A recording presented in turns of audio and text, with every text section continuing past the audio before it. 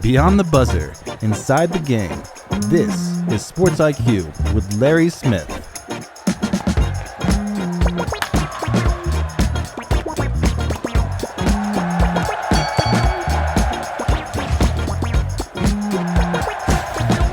We made it to Hump Day. Glad you're here with us. Another great show here coming up. We've got a lot of NBA on the way. Erik Anderson of Heavy.com, NBA writer, also a host of a podcast. He'll be joining us here a bit later on here in this hour. As you know what, it's the fun time. Usually the NBA traditionally has tipped off later, right? At like the end of October. Moving it up 10 days. And if you watched last night, it is clear that NBC is going to milk all the money that the billions they are spending here over the next 11 years. $77 billion is what the NBA is getting in this next round over the next 11 years from NBC, ESPN, ABC, and also Prime as a part of that as well. NBC is using its streaming platform Peacock. They'll be getting NBA fans, trying to get them to go over there and buy that. Yet another piece of that puzzle as they try to, again, everyone going to the streaming end as well. But it was great drama last night. Anyone who watched, I was entertained. Hopefully you were entertained. We'll get into some of those stories here with Erik here coming up as we look ahead to the season. Just there's so much going on. We've got college basketball starting up. There's a huge exhibition coming up Friday night, and that is number one Purdue down at Kentucky. The Wildcats preseason 9th in the country, according to the AP poll. It'll be a sellout there. They are really talking about this big time all through Lexington. We will have Rob Blackman, the Purdue play-by-play man, will be on the show tomorrow, looking at these Boilermakers, the Boilermaker team here, trying to get back to the Final Four and win their first ever NCAA championship behind their All-American and preseason player of the year, Braden Smith, who, just like Zach Edey a couple of years ago, could have gone pro, decided instead to stay in West Lafayette. So we'll be talking about that as we're coming up here. The college basketball season coming up. It's just a week from Monday is when play begins for real. But let's start, though, with the NBA today before we get to some other stories, World Series and everything else. We'll talk a little NFL a bit later. Contenders and Pretenders in the NFL right now. It's an assignment we gave to producer Tony, and he frantically is working on his homework to come up with a list, and we'll see what he has a bit later on in the show. But okay, it's NBA, and what a thriller. Double overtime thriller in Oklahoma City. The Thunder come off with a win, 125-124. Boy, this one lived up to the hype. Preseason, of course, the Thunder getting their rings. I believe I saw somewhere no player on the Thunder roster is older than 31 years old. So youth served in Oklahoma City, and again, the entire team back.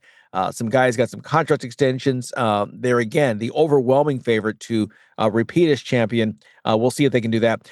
Shai Gilgeous-Alexander, last year's league most valuable player, 35 points, including the game-winning free throws in the final seconds. Chet Holmgren had 28 as well. They raised the championship banner before the game, and it was kind of neat to see all the players going out and touching the banner before it was raised to the rafters. Kind of a neat gesture there. The rings as well, and the bling was blinging. More than 800 diamonds and gemstones, I read on one report.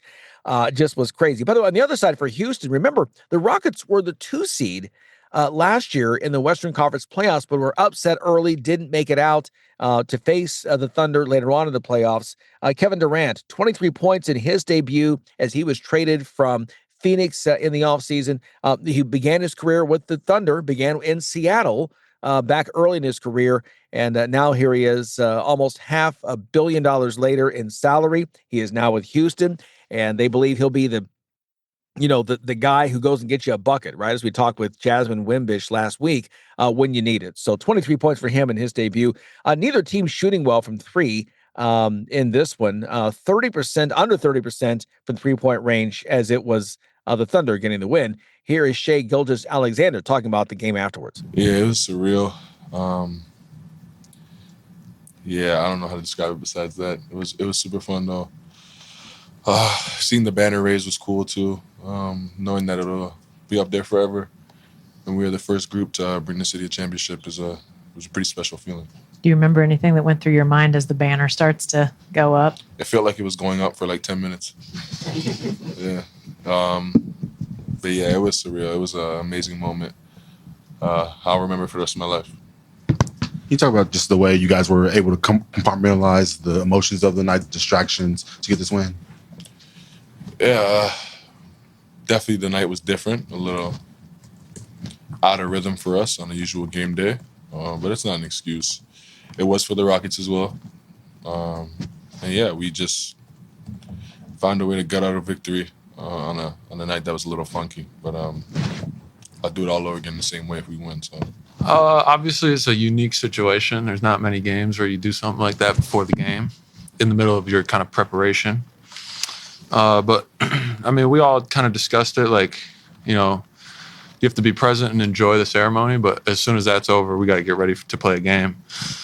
You know, it wasn't perfect early. It wasn't perfect the whole game, but, you know, credit to our team, credit to the guys out there. That's what they do. Just find a way. That was game 1 on NBC. Game 2 was Golden State at the Lakers, LA, without LeBron James. So the first time since 2002, there is a season opener without LeBron James on the court. He joined the league as the number 1 overall pick in 2003. Golden State getting the win, 119-109. How about a night for Luka Doncic for the Lakers? A slimmed down Luka, 43 points to open the season, his 47th 40-point game for Luka Doncic, but it was too much.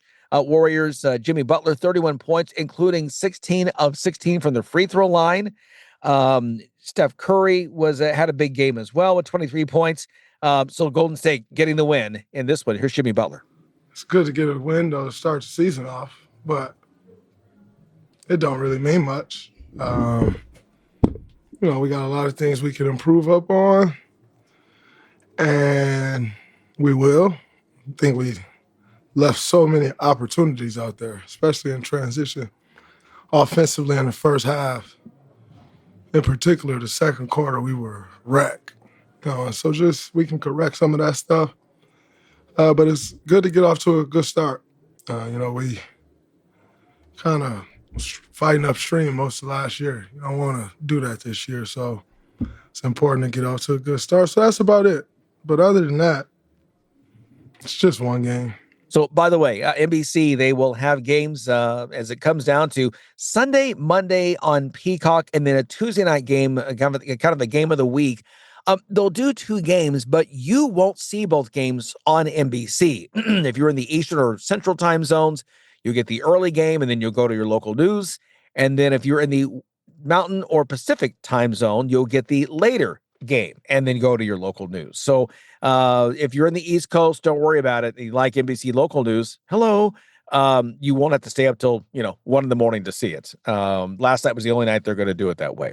12 games tonight, including number 1 overall pick Cooper Flagg taking Dallas against San Antonio. The Spurs, first season opener since 1996 without Greg Popovich, the all-time winningest coach, 4 titles, 1,390 wins, 3 times NBA Coach of the Year. But he is no longer on the bench, retiring after some health issues last year, age 76. We will miss Coach Pop, and boy, what a career that he has had on the bench there in San Antonio. Think about that, 1996. Bill Clinton was about to be reelected as president. That's how long that's been, almost 30 years on the bench for Popovich in San Antonio. Another of the 12 games to watch tonight, it's the Cavs at the Knicks. Those 2 teams, a couple of favorites to win the East. Some other news around. Speaking of while we're talking money and rights fees and whatnot, Front Office Sports reporting that Netflix will not be a player in talks to acquire Warner Brothers Discovery, the parent company of TNT and Turner Sports. But did you see the numbers in that report? Netflix, $11.5 billion in revenue in the third quarter. That's up 17% from last year at this time. $2.5 billion in net income after all the bills were paid. So 8% increase from the same time last year. Just insane. Bill Belichick having all kinds of problems in his first year as a college coach, but he is one of 12 finalists among coaches for the Pro Football Hall of Fame in his first year of eligibility. Some other big names there: Tom Coughlin, Mike Shanahan, Dan Reeves, Marty Schottenheimer as well. But Belichick, 333 wins in the regular season and the playoffs, second only to the legendary Don Shula. 6 Super Bowl titles in 9 appearances for Belichick. So we'll see if, as it goes on, if he will go into the Hall next year in Canton. Some other news as well. The NHL's Utah Mammoth has a new practice facility they moved into, and now reports are the Jazz, NBA's Jazz, are next. Some new reporting now said there's a complex planned nearby the Mammoth facility, and this price could exceed $100 million. Same owner of both those teams out there, the Jazz and the Mammoth. They don't like S's at the end of their nicknames, and that's okay. So anyway, it's big plans out there in suburban Salt Lake City. Speaking of building, Reno plans to build an $80 million soccer stadium with 6,000 seats to host their new United Soccer League franchise. That's coming soon. Hey, we've got some strange fines here to talk about. Texas A&M, $50,000 fine for faking an injury. That's a new SEC rule. It happened in the A&M win over Arkansas. This coming out late yesterday. Also, Arizona State, a $50,000 fine for storming the field after they knocked off Texas Tech. The Red Raiders were undefeated without their starting quarterback, and what a crazy finish in that one in Tempe. And again, Arizona State, last year's Big 12 champion. Big things going on there. Speaking of the team they beat, Texas Tech, officials there are now pleading for fans to stop with the throwing of the tacos, throwing of the tortillas, I should say, as the fines are beginning to add up there. No more tortilla throwing, please, in Lubbock. Eat the tortillas. Don't throw them. BYU, another $50,000 fine for storming the field after they beat Utah, but that has reportedly been paid by the founder of Crumble Cookies, which, by the way, they are headquartered in Utah, in case you didn't know. So there you go. Lots happening here on this day. Again, we're talking a lot more NBA with Erik Anderson coming up. Up next, we'll hear from Dave Roberts as the World Series champion winning manager of the Dodgers sets his rotation for the upcoming World Series, which begins in Toronto on Friday. That and much more. We'll talk NFL as well, coming up on the Sports IQ. Hey, airline travelers, let's say you have a problem and you need to change or cancel an existing airline reservation. What do? Well, Skywatch is a free service that can help anyone with any airline reservation fix it. Whether you want to cancel it, change your dates, or add passengers, we can help fix your airline reservations so you get exactly what you need. We've updated our computer database and now have access to every airline around the globe. So now you can make one phone call regardless of who booked your airline tickets, and we'll change it, cancel it, and fix it for you. We know the insider secrets to fixing reservations that the airlines don't want you to know about. So if you need to cancel, change, or modify an existing airline reservation, call Skywatch right now. It's a free call, so let us fix it for you. 800-413-7158. 800-413-7158. 800-413-7158. That's 800-413-7158. Everything is expensive right now. Gas, food, you name it. You're spending more, you are making the same or less money. So, what do? You rack up credit card debt. That's what you do. It's not your fault. It's the economy. And guess what? If you rack up too much credit card debt like some of us, you can't pay your bills. Then the credit card companies, as nice as they are, start hounding you for money. Then you start your downward spiral. A smart thing for you to do is to call the Zero Debt. They can help you consolidate all your credit card bills into one affordable payment. Millions of people have done it. It works to make you debt-free. Make this free call right now. It costs you nothing to learn more. 800-507-7293. 800-507-7293. 800-507-7293. That's 800-507-7293. You're listening to Sports IQ with Larry Smith. Some other news around the country and the sports world. We talked yesterday about the AP Men's All-America team. We have the women's out now. No surprises really on this team. Hannah Hidalgo of Notre Dame, Madison Booker of Texas, Lauren Betts of UCLA, the big center, highlight those three. They all were first-team All-Americans last spring after their seasons in 24-25. Also in the preseason team this year, Sarah Strong of UConn and Tanaya Latson of South Carolina. Now, she was a star at South Carolina. She was a star at Florida State for 3 years before transferring to South Carolina. So again, the rich just keep getting richer. She's an outstanding player. Tanaya Latson, remember that name. Hidalgo and Betts each getting 29 votes from the 31-member national media that chooses the AP Top 25 each week. You may wonder, where is Juju Watkins? Well, keep in mind, the star player in her first 2 years at USC suffered that knee injury at the end of last year, and so she's already announced that she will not be playing in this season. So she will have 2 years of eligibility remaining. Of course, she is one of the big money makers in the NIL world in women's college basketball. Will she return for her junior season, or possibly could she go pro and go to the WNBA next year? We will see what happens there. It's anything is possible with that torn ACL.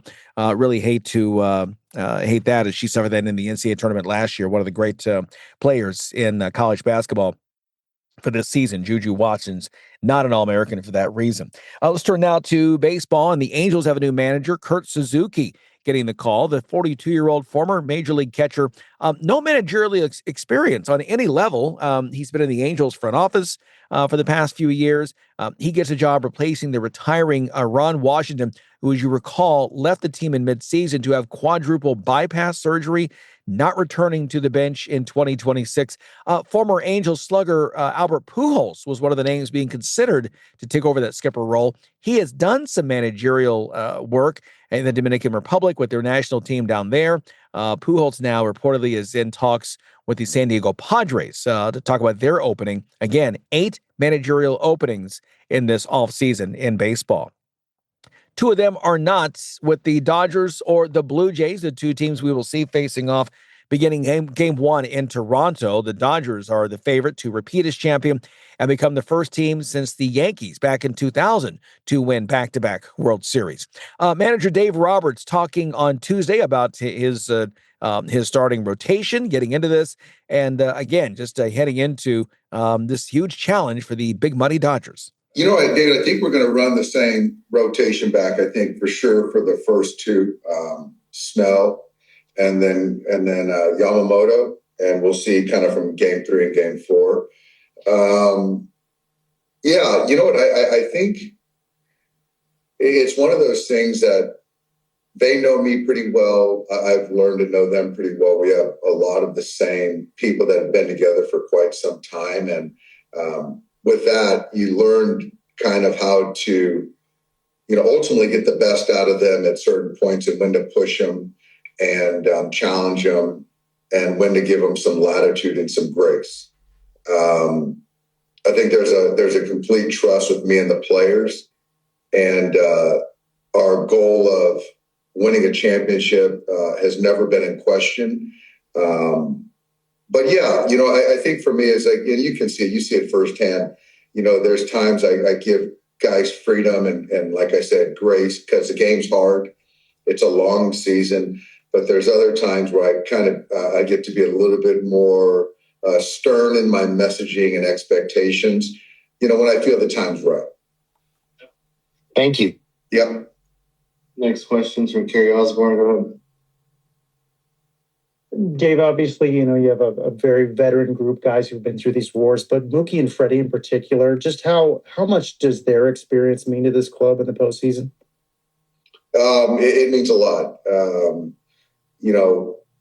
First off, they're 2 of the highest character people you'll ever come across, and they're both great teammates. They're both, very, very good workers. They both value the little things in the game.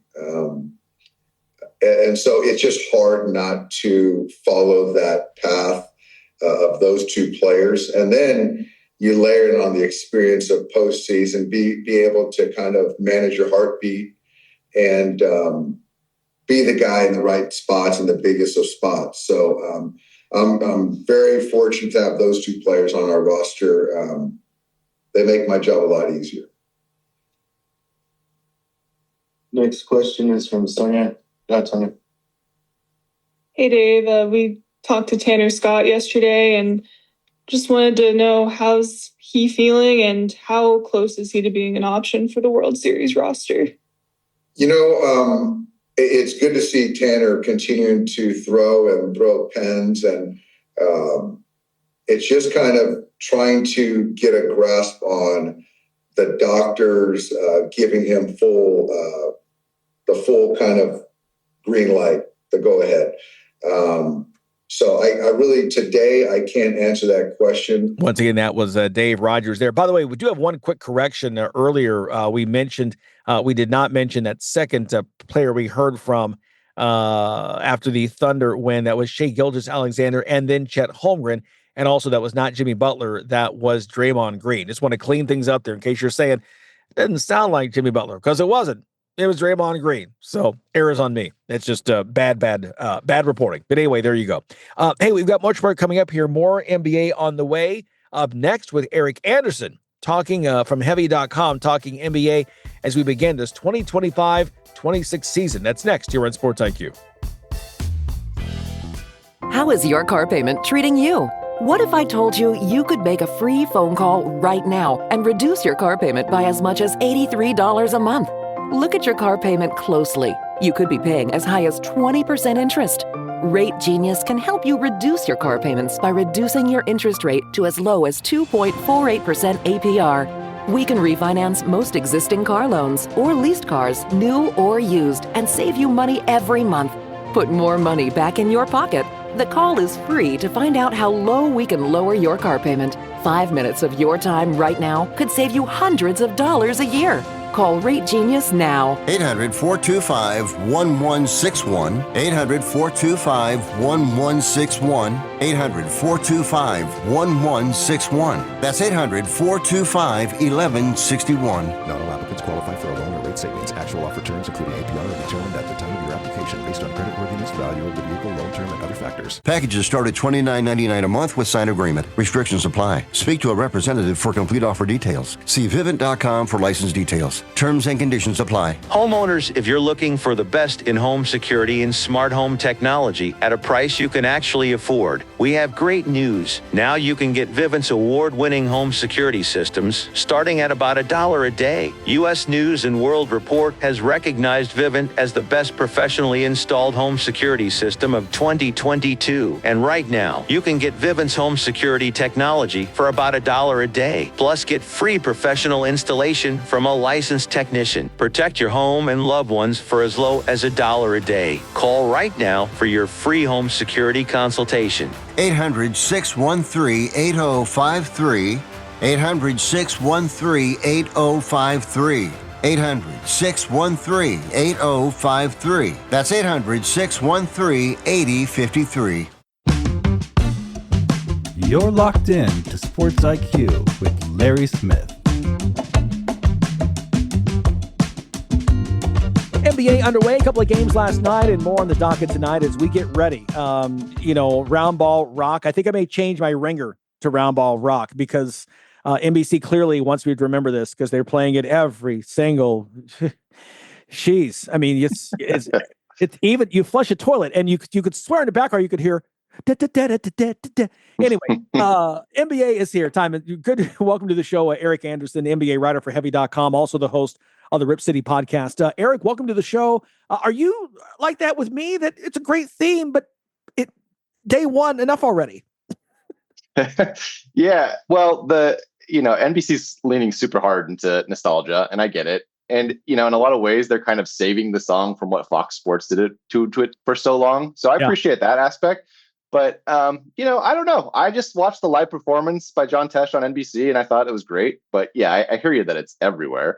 I'm enjoying it. I could use a little more nostalgia. It just builds the hype for games debuting on Peacock. I get it. NBC's using their IP and they're going to keep leaning into it. But yeah, it will get old eventually. Yeah. It's a minor thing. Look, I'm thrilled NBA is here, and I think it's great to have it back on NBC. All the things. I hate that it's not on Turner, but all things are cyclical. We lamented the fact that the NFC wasn't on Fox, right, back in '94, or NFC wasn't on CBS, and then football returned to CBS, and now all that stuff is just, they blended all of it anyway, so it doesn't matter. Bottom line, we can see it. Obviously, the Thunder coming in strong. I saw one spot where 2-1 odds to repeat. It just feels like that if they're healthy, they'll be one of the teams standing in June.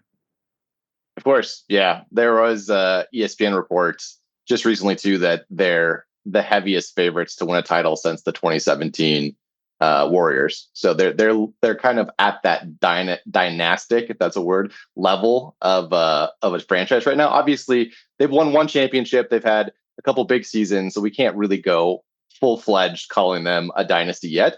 But odds makers are looking at them that way, and they return an entire deep roster full of talent. You assume Chet Holmgren is going to take a little bit more of an offensive step forward this season.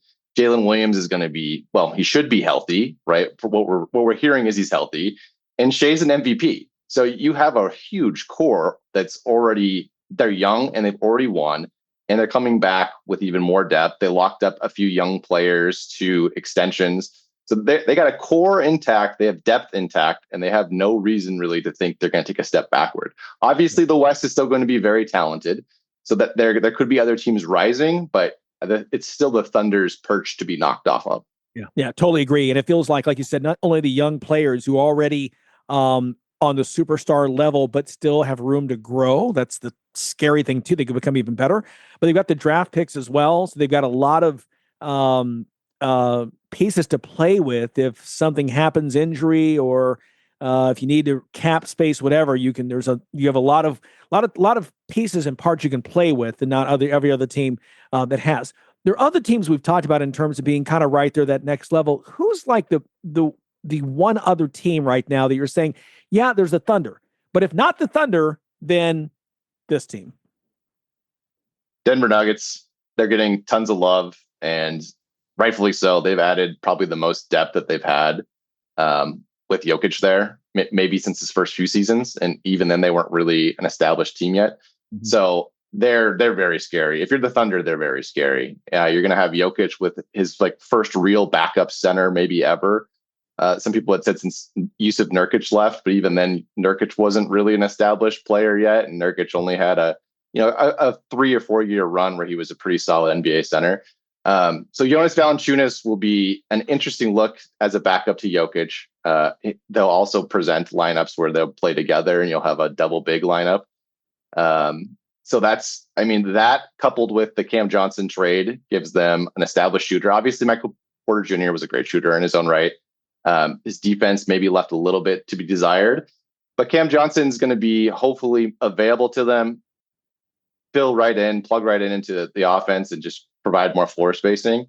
And they brought back Bruce Brown. Bruce Brown was a key part of their title run, and he'll be able to do some more facilitating on offense, where you're not just leaning fully on Jamal Murray all season and expecting him to hopefully not wear down before the playoffs. You have Bruce Brown that can run the offense and facilitate, and even as a 6'5", 6'6" player, play the dunker role. He can kind of fill in anywhere, and he can defend probably 1 through 4. Maybe sometimes you switch him onto a big and he holds up okay. So I think this is the deepest the Nuggets have been in a few years at least since their title run, and maybe as deep as they've ever been. Yeah. No, that's fair enough. Talking to Erik Anderson of Heavy.com, NBA writer, also the host of Rip City podcast. We've talked before, and obviously the West is so loaded. The East, not so much. Another team we're all talking about is Golden State. Anytime Steph Curry is there, and I'm a big fan of Steve Kerr. I think we who cover this give him props. I don't know if widespread he gets credit for the job he's done. Maybe I just haven't seen that, but I'm being wrong or being short-sighted. But I think he's one of the all-time greats. If they can stay healthy, they're a team as well. We saw last year that they made a big run, and they were right there again with all those teams 2 through 7, like just a game or two apart. They could have been a higher seed if they just won one more game. Do they have what it takes to come back and make one more run at it? Yeah, they do. The only thing they don't have is youth on their side. I don't have the stat pulled up. I meant to crunch this yesterday for a different piece I was working on, but they're going to be one of the oldest rosters in the NBA. And the hardest part for them will be grinding through the slog of 82 regular season games. Al Horford's not getting any younger. Al Horford has been around the block. Obviously, Jimmy, Steph, Draymond, all those guys are in their 30s, mid 30s. So they really do need to pick and choose which games they're going to really get up for in the regular season and try to maintain I think if you're the Warriors, you're trying to just be in that top 6 playoff seeding. You don't really care about a top overall seed. You don't really care about even second or third seed. You're just trying to make sure you're avoiding that play-in game and giving yourself a chance to really compete in April and into the summertime when those games actually matter. So they'll be dangerous. There's plenty of stats you can pull on Jimmy Butler and what he did with the Warriors and the games he was healthy for. And when him and Steph played together last season, they were a wicked team. Their defense went up a notch, and obviously Steph still pulls every defense towards him. He gravitates. All defenses gravitate towards Steph, so that's going to open up tons of stuff for the rest of that roster too. So they'll be dangerous. It just depends on can they stay healthy and can they have some of those young guys carry those regular season games when they're playing a Charlotte Hornets and they're maybe not up at their best that night. It's a league pass game and guys maybe aren't fully invested into the emotional whims of a game. Those games and getting those wins will be very important for the Warriors come April. Yeah. And, again, you've got to incur somebody who knew how to manage. He watched Phil Jackson and Greg Popovich manage older superstars. In Chicago, of course, with Michael Jordan. And we know what Jordan would just kind of coast regular season and then turn it back on in the playoffs. Same thing in San Antonio with, Tim Duncan getting older. Popovich would manage his minutes, et cetera. So we'll see if he can apply that formula there at Golden State. One name we're not talking much about because they're not considered a title contender is Milwaukee and Giannis Antetokounmpo. Will always be some buzz moving forward of him making a move and getting out of there and being traded. Do you see him? Where do you see him headed? Do you think that maybe that he makes it through the season in Milwaukee? What are some of the things that you're hearing and that you may be on your plate? I think it would be shocking for him to be traded this season, just since basically every Antetokounmpo brother and family member is now employed by the Bucks. So it doesn't mean it can't happen. We've seen crazier things happen. Shout out the Luka trade a season ago, but yeah, it's possible. I think any team with Giannis can win a championship. He's been so close, and I think the last 3 years especially have really just been health issues. Obviously, the Heat shocked them in round 1, and that was mostly a Giannis health thing, right? And then Dame wasn't healthy his few seasons there, so you never really saw what the Bucks could be. And obviously, they're a top-heavy roster. So if you're missing one of your top guys, you're not really going to see the full form of the Bucks. And that's, if you're a Bucks fan, that's what you're hoping for every season is Giannis going to be healthy in the playoffs, and are the pieces around him healthy enough to provide? So I think he'll stay there this season. Obviously, there's a ton of trade rumors, and there's a ton of teams that make a lot of sense. We've heard Knicks rumors, we've heard Spurs rumors, we've heard LA rumors. It's all over the shop. I don't think anything has a ton of traction right now, but if you're Giannis, you probably are going to have your pick of where you want to go, whether it's via trade or via free agency when his contract finally does expire. So it'll be exciting. He's obviously still in his prime, and he can change a franchise. If you watch any of the Eurobasket or any summer league ball, not summer league, but any summer basketball where Giannis is just carrying Greece, it's still incredible to watch. He basically takes on 3 defenders every time he touches a ball. And if you think the Bucks roster doesn't have a lot of talent, you should see him when he plays with Greece, because it is Giannis versus 5 every possession. And he can still do that. So you figure he's got 3 or 4 more years of being able to play basketball at that level. And then probably some years after that where he's still a very good player. So it'll be fun to see what he does with the Bucks this year. And then if he does move on, he's going to be able to change a franchise. Yeah, there's no question. Kind of like LeBron in that sense. You're exactly right. No LeBron early on. We know that. 2 teams without their stars probably for the entire year. Boston without Jason Tatum.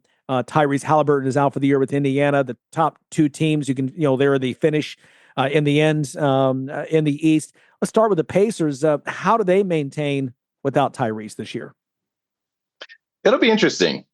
They have surprising amount of depth. They weathered a really weird start to last season when Tyrese wasn't playing very well. It kind of made people wonder if he had a lingering groin injury or if his hips just weren't quite right, because he wasn't really moving super well and his shots weren't falling. His efficiency, he's like a notoriously high efficient player, and his efficiency wasn't really there for about 2 months. So they were okay. Their record wasn't amazing to start last season, but obviously being completely without Tyrese is totally different. It will change their pace. Obviously, you have TJ McConnell, who showed he was a spark plug in the finals and in the playoff run. But if you rely on TJ for 30 some minutes a night and teams can adjust to his play style, I don't know if he can be quite that productive.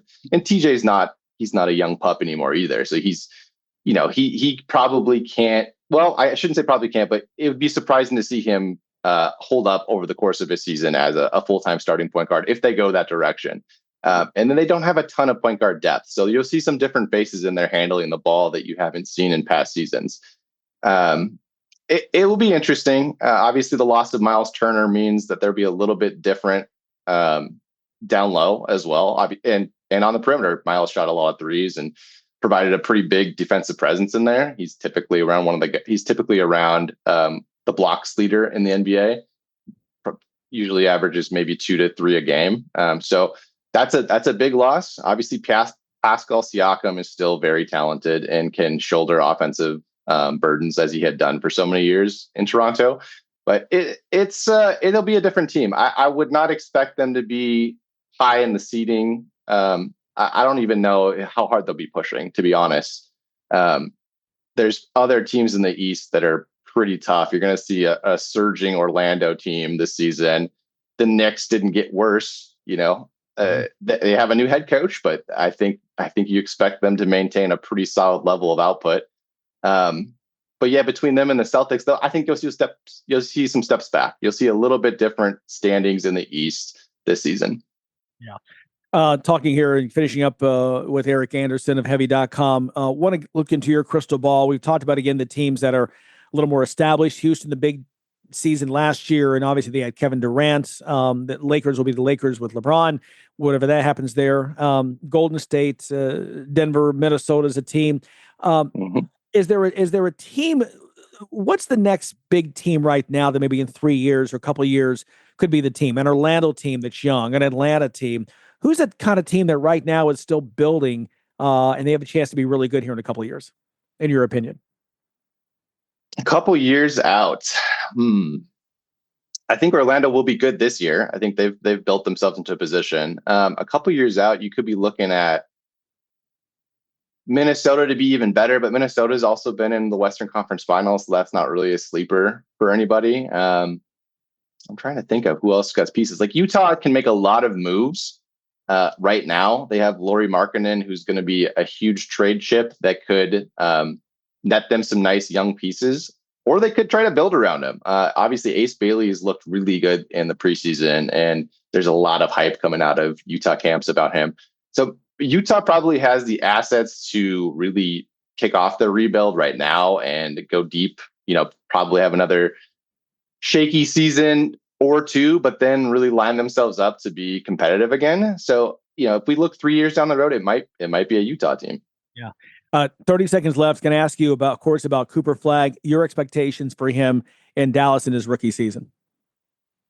It's high. Yeah, it's high. And I think odds makers believe in the Mavericks too. I think their over under is right around 40 wins. So that's a pretty good team, especially it's going to have a lot of,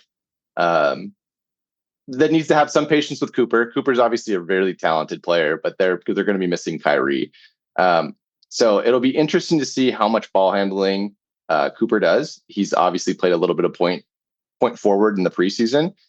Jason Kidd has been non-committal about if that'll continue in the regular season and if we'll see that. But Cooper's just there's been a couple good pieces in the last week about Cooper has constantly been the best guy in the gym, every gym he's walked into.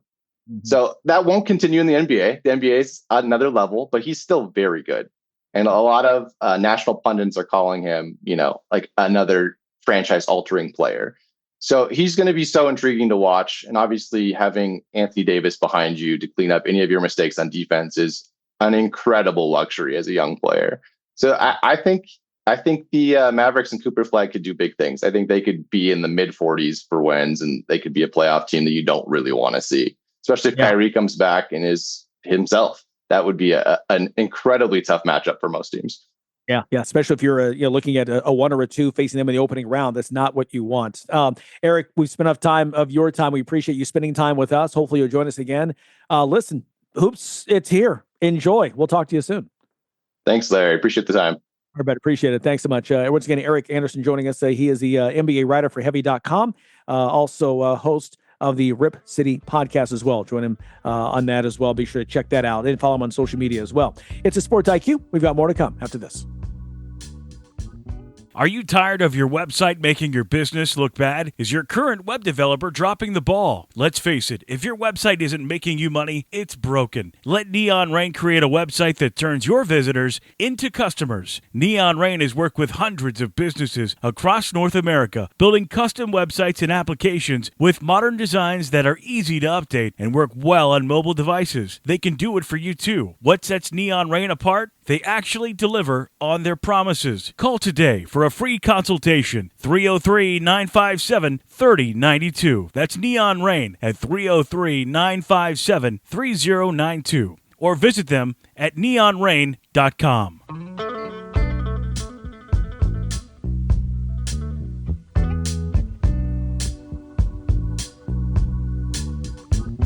Well, you know, we had out an assignment to producer Tony. Producer Tony thought that schooling was done, but all Monfrere, you never stop working, never stop learning. And again, you guys, as you know, we've talked before. Tony and I go back literally to 1993, right? As the anchor producer anchor relationship. So literally, I mean, you know, outside of our wives, like, I mean, nobody knows how we think like each other. I mean, we can like read each other's minds and kind of know ahead of time, he's probably going to say this.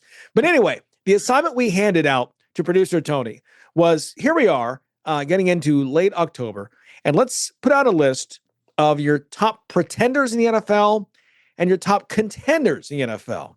And you've turned this in, Mr. Tony, and we're going over your list right now. And one of your pretenders is someone you have mentioned many times before in Buffalo. You began the season saying, wow, this is pretty good. You're no longer a believer in the Bills. No, I'm not. I think all of the salary cap moves they had to do is catching up with them as the season goes on. You're looking at an offense, and I feel so bad for Josh Allen, who has literally no weapons around him, other than maybe Dalton Kincaid at tight end. Look, Shakir at wide receiver, he's a good number 3, maybe a number 4 in the slot. But the fact that he is trying to carry the number 1 weight, he's just not a number 1 wide receiver. So that offense, as teams are seeing more and more film of this year's offense, they're figuring it out. And it's a lot of weight on Josh Allen. It's a lot of burden on Josh Allen. And I just don't think he can carry this team to where it needs to be. That and the defense is a train wreck. Sean McDermott is supposed to be a defensive genius. Their safeties are probably the worst duo in the NFL right now. So they're both horrible. Wow. You know, they can't get it done. The front 4 is okay when Bosa's healthy and he can help. It's okay, but it's not great. And the linebackers are less than pedestrian. So teams are going to be able to exploit them. They're going to be able to hold the ball. The best thing you can do is long, sustained drives against the Bills and keep Josh Allen off the field. And, you know, the other contenders are really – the other pretenders are the result of injuries, right? Injuries, we've talked about this, Larry. The NFL is not a sprint, it's a marathon. Yeah. And when you get to this part of the season, if the injuries are mounting up, you're going to have trouble keeping up with what's going on. The Chargers are a complete example of that. You can't afford to lose all-pro tackles like Joe Alton, Rashawn Slater, and expect to keep rolling the way you were. Tag on losing Amari and Hampton for a while. That just is killing them. Herbert has no time to throw the football. So their offense is bogging down, putting too much pressure on the defense. They can't keep up. That team is not going to make the playoffs. That's my prediction at this point. The other team I don't think is going to make the playoffs, despite being 5-2, the San Francisco 49ers. Again, injuries. You just lost to Fred Warner. You can't afford to lose a guy like that. Purdy's been in and out. Mac Jones has done a fabulous job trying to keep up. But how much can you get out of a Mac Jones? The wide receivers have been hurt. Kittle's been hurt. He's back now, but you never know when he's going to go down again. You know, when you can't cover in a modern NFL team with the salary cap the way it's set up, if the injuries mount, you're done. Yeah. Yeah, yeah. And because you spend so much money on your top line guys, you just can't, there's not enough money to go around to get much depth. You're exactly right. On the other side, the contenders at the top of the list, no surprise here, Indianapolis, what they are doing this year. Really it is. And even too, with the death of their owner, Jim Irsay, it's almost like they've kind of rallied behind that, or rallied around that after his passing, and have come through and have just, boy, again, Daniel Jones has found the fountain of youth there. He's the quarterback that everyone hoped he would be in New York. He's coming through right now. Now that he's a veteran in a different situation, he's flourishing. Yeah, you got to give the Colts a lot of credit. They have found an offense that can work around what Daniel Jones does well. They're not asking him to do everything. They're asking him to distribute the ball, don't turn it over, but don't try to win the game yourself. He can rely on the running back Taylor, who's having a phenomenal year. He's had the last 3 years have been phenomenal for Jonathan Taylor. He just continues to show why he's among the very best in the league. Mm-hmm. The offensive line, all drafted by the Colts, all handpicked by the Colts. They've come together, they're staying together, and that's the key. Like we talked about teams losing people and fading. If the Colts can keep that offensive line together, they'll be good all season long, because that offense works with that offensive line the way it's playing right now. They are definitely a contender. This is not a mirage in Indy. Yeah. Another team I know you like in the East, in the AFC, I should say, is in the East. The Patriots, what they're coming through, second-year quarterback and Drake May. They, again, have just kind of found the right thing, and it's clicking right now. Yeah, hats off to Mike Vrabel for bringing a culture and a winning attitude up there. He brought it to Tennessee. He had Derrick Henry there. It was looking good. Then Henry left, and things went south in a hurry, and Vrabel took a lot of the blame. I think a lot of the blame in Tennessee belonged to the front office, maybe not to Mike Vrabel, right? You can only coach what you have. He's got a young quarterback.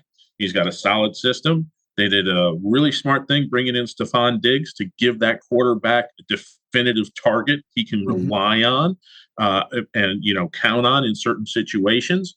They're playing great football. They're playing smart, well-coached football. Coaching will get things done real well in the NFL.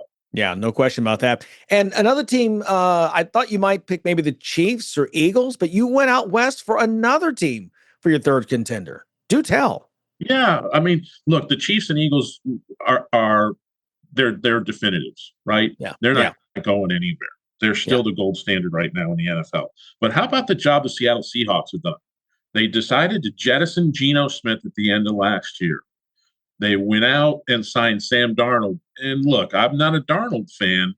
I thought he got exposed at the end of last year, but he's really playing well in Seattle. He's not trying to do too much. He's getting the ball out of his hand, making quick reads, placing the ball where it needs to go. They trade away DK Metcalf. I thought, wow, okay, they're really going into rebuild mode. But Jackson Smith and Jigba has done a fabulous job. And that kid is really a star wide receiver right now in the league. Yeah, he is. As we mentioned yesterday, already NFL high 5 games this season with 100 yards or more receiving. He's been outstanding. What a find he's been out of Ohio State. And one more shout out you wanted to give back to the Monday night game. Back to that Monday night game. And look, we spend a lot of time and fans spend a lot of time blaming officials. Everybody wants to yell at the officials when their team loses. Oh, it was rigged. Oh, they missed this call. Oh, they missed that call. Let's take hats off to the official who used his body to shield Jackson Smith and Jigba when it looked like a brawl was getting ready to break out on that sideline with the Texans, who hadn't had a very good night. So tempers and fuses were probably a little short at that point. He did an awesome job to keep something from breaking out, to keep things from getting ugly, and protecting a player. That official needs to be, put out there and say, hey, that's what your job is. You did a fabulous job. He needs to be commended for that. Yeah. And we commend you, Mr. Tony, for the great work you've done here in this paper. Well done, young man. All right. Gold star. Right. Thank you, sir. Appreciate it. You got it. You're very welcome. All right. Our moment of awe is next. Fans of big sports radio and sports spectacular podcasts have a new home on the Chief Sports Network. Find your favorite programs and content all in one place by downloading the Chief Sports app in your mobile device. Created in South Carolina, the Chief Sports Network is the home of an expanding network of live and podcast format programming. It is also the home of one of the leading national college football podcasts, JC and Morgan, hosted by ESPN's Mike Morgan and 24/7 Sports' JC Sherbert. Download the Chief Sports app for free and find all of your favorite programming under one easy umbrella. Thanks to all of our markets for your loyal support of Big Sports Radio and our Sports Spectacular podcast, and we look forward to connecting with you anywhere in the world on the Chief Sports app. Okay, time now for a moment of awe. And when the Dodgers and Blue Jays take the field there in Toronto Friday night for Game 1 of the 2025 World Series, you're going to see on display about $2/3 of $1 billion worth of salaries represented by the two franchises and the players in uniform. And it all began on this day back in 1885 when a guy named John Ward and several teammates formed the Brotherhood of Professional Baseball Players. It was baseball's first players union. And from those humble beginnings, now comes guys who are making 8 figures out there on the field, including Shohei Ohtani, who should be MVP every year because he pitches and hits at a high level. And, of course, Flagg Jr. is another of those big money guys, the ALCS MVP. What a series he's coming off. George Springer as well, the former Houston Astro, the big hit that propelled the Blue Jays in Game 7 into this World Series. They try to go 3 for 3 now in the World Series after winning back-to-back titles back in 92 and 93. Okay, thanks so much. That's our moment of all. Thanks so much to our guest, Erik Anderson from Heavy.com, as we again look forward to more NBA tonight. 12 games on the docket, and we can't wait. For all of us here at Sports IQ, make it a great day, and we'll see you tomorrow. Thanks for listening to Sports IQ with Larry Smith, Monday through Friday. Continue the conversation at Sports IQ LS. We'll see you next time.